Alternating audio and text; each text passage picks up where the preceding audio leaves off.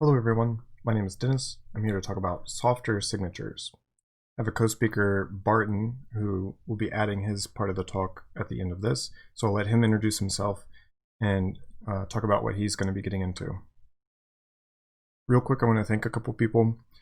My employer, Hurricane Labs, for letting me work on stuff like this, even though it's not directly associated to my work, my day-to-day affairs.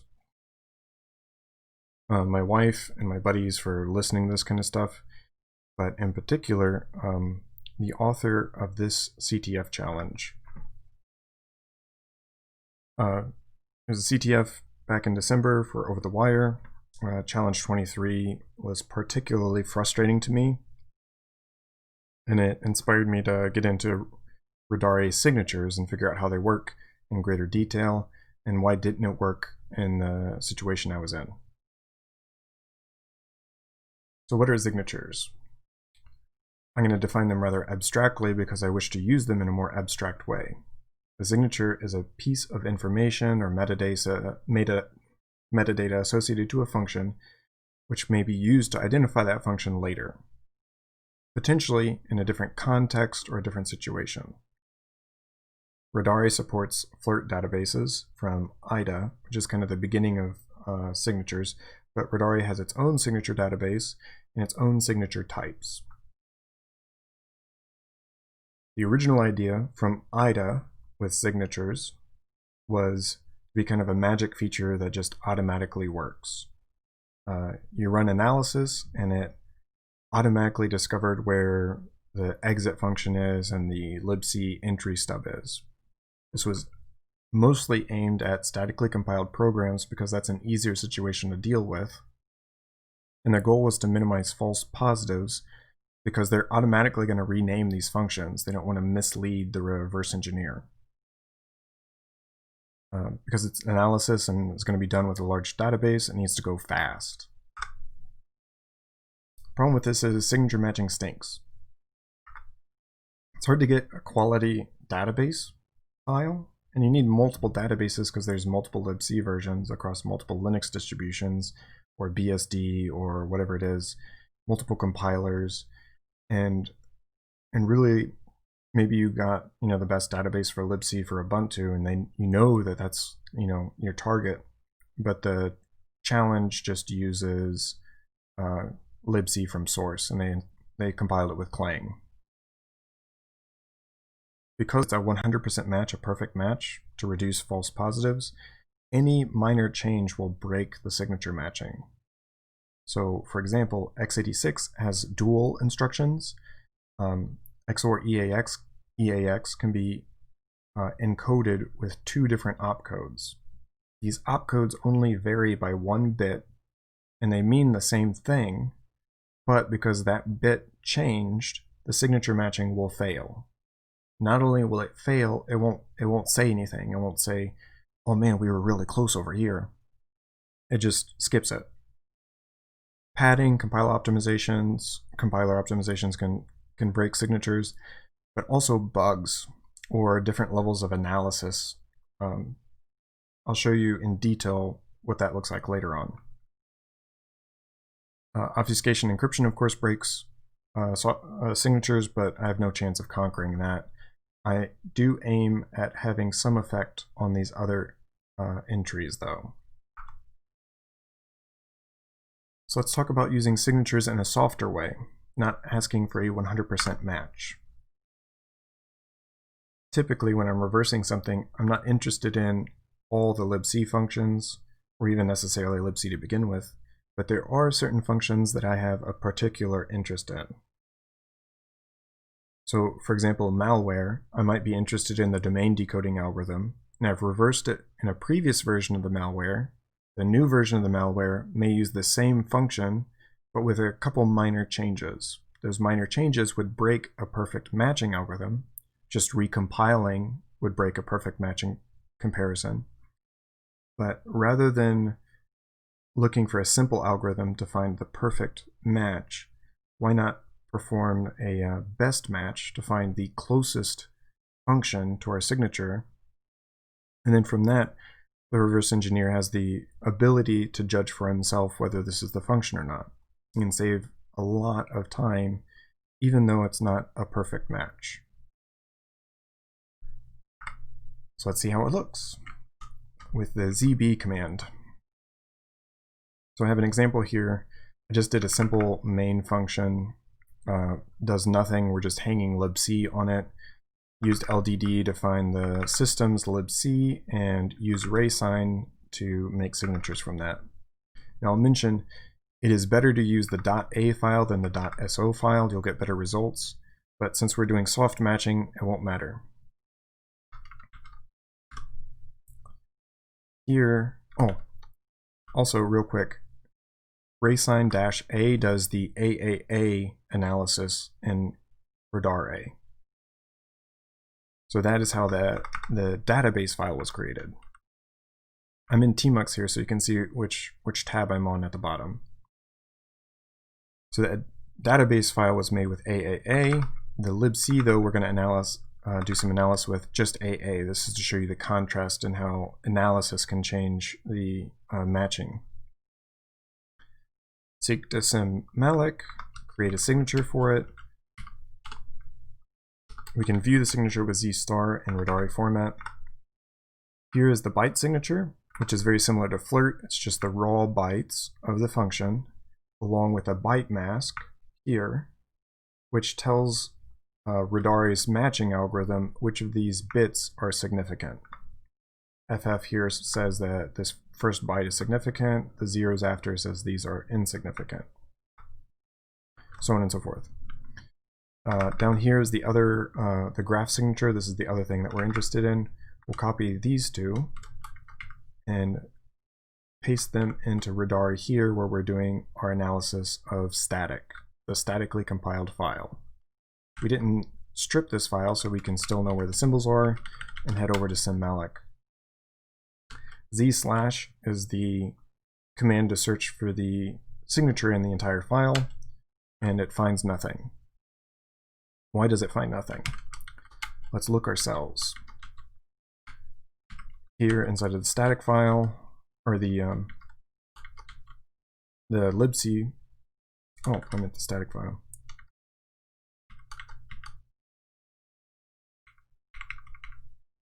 Here's the libc file. We're at libc malloc. The first instruction is moving a global variable into RAX, and we know that this global variable is masked out. We saw that. That's good. In the statically compiled file, the first instruction is different. I thought maybe this is because this doesn't really look like the an insertion point of a function. Maybe the analysis was wrong, but that's not the case. Radari correctly figured it out from the information. These two instructions are just flipped. If we look if we fuzz our eyes up a bit and look at the information here as we switch between, you can see most of the bytes look pretty good. This alignment's pretty good. These instructions look about right. The jumps, the tests, the arrows, it's just a couple things jump out as different. So if we could judge the similarity between this and the unknown, seemingly unknown function, then we could decide whether this seemingly unknown function is malloc or not. That's where the ZB command comes in. Just run ZB. It'll match the current function to the closest matching signature. It says it has an 85% similarity, which seems pretty good. Now, if you use the .a file, the similarity would be even better. If you used more analysis, the similarity would be even better. I'll show you. We'll open the libc.sdb file. Now this is the file that was created with the AAA command from RaySign. And then we run ZB again. Now there's more signatures, so it can compute more of them. We get more results, but also the top score is better. Now this signature, the only difference between this signature and the other one that we used is that one was made with AA versus AAA. But we got better results. So minor things like that in your signature file can cause better results, and in the case of perfect matching, it'll fail. So we can be pretty confident this is in fact libc malloc because the closest result was libc malloc. We know libc malloc is in here, and the next best result is quite a bit away. The difference is significant. We can also see, the byte. So this number is just an average of these two numbers. The byte score from the byte signature is pretty good. The graph score is really good. The byte score, though, is very different from the next closest byte score. The graph score is still pretty close to the next closest graph score. The ZBR command is the opposite of ZB.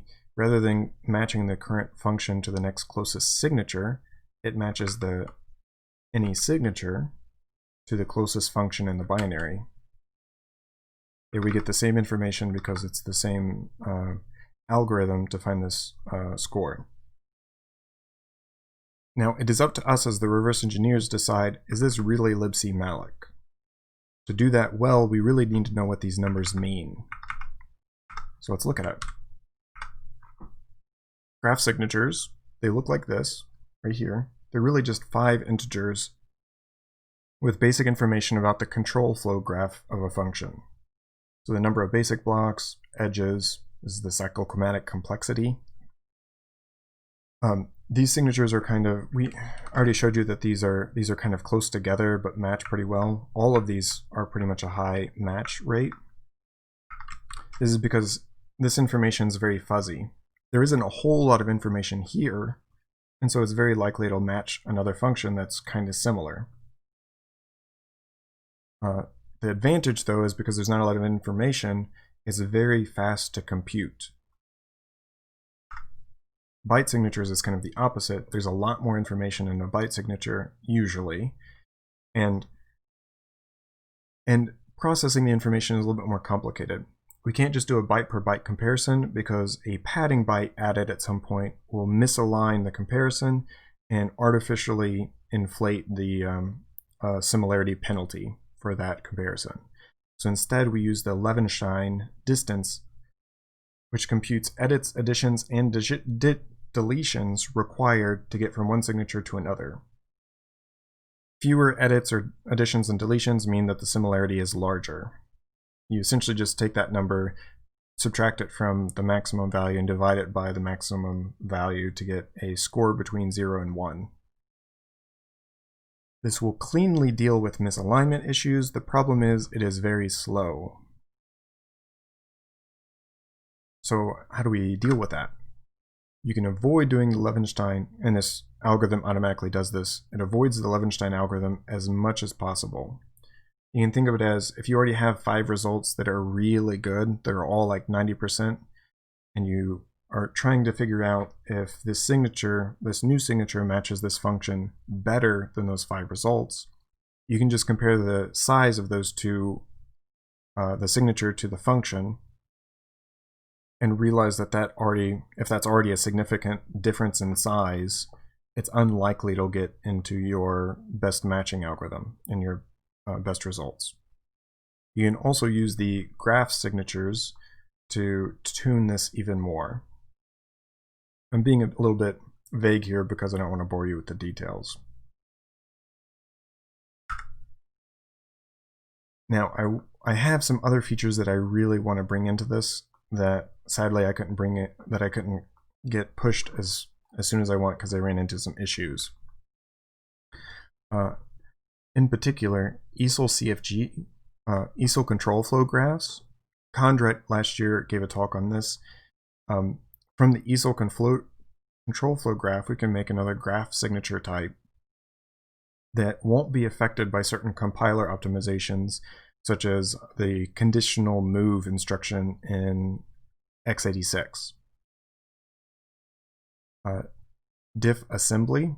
I want to display a diff of the assembly from the signature to the current function so that you can see if the difference between the two assembly instructions are significant. I have some Raysign 2 stuff and some bug fixes that I want, but in particular, I want and I'm close to finding a functionality to produce the best signature file. So given all the libc versions, which libc database file is the closest to the current function we're working on, to the current challenge that we're working on. I have code that mostly does this. It's just really slow. One of the easiest ways to speed this up is to reduce the key space. That is, which signatures inside of those database files are most interesting. So some of these ideas, I talked with my buddy Barton about this because he's smart in some math and machine learning kind of things. So I'm interested in hearing what he has to say in his section of the talk regarding this information. Let's see what he has to say.